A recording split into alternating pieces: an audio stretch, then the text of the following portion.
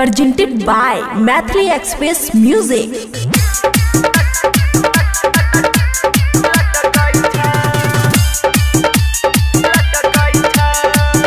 खुशी recording studio बलुआहा।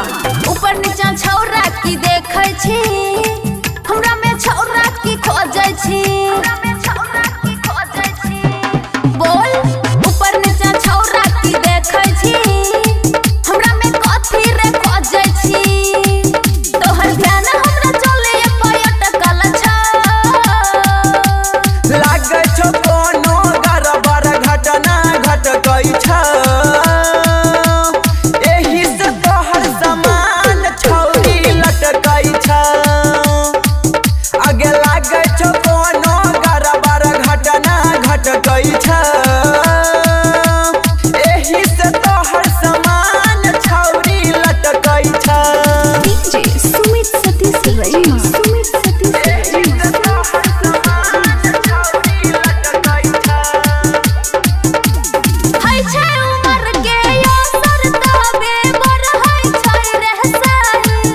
आगे हमारा बुझाई छौ काम तू कोनो करै छी ना जाई, काम तू कोनो करै छी ना हाय छै उमर के असर तबे बढ़ै छै रहसाई।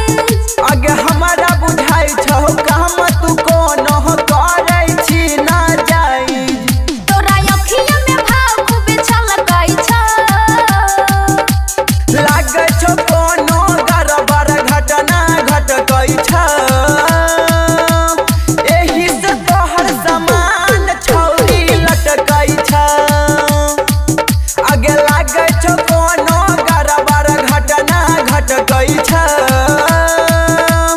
एही से तोहर सामान छौरी लटकै छ।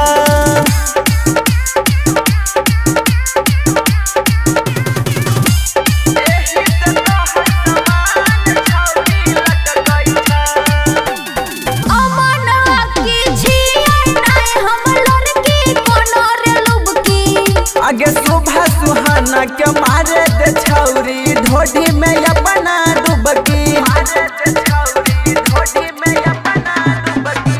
अमनवा की छियै नै हमर लड़की कोनो रे लुबकी।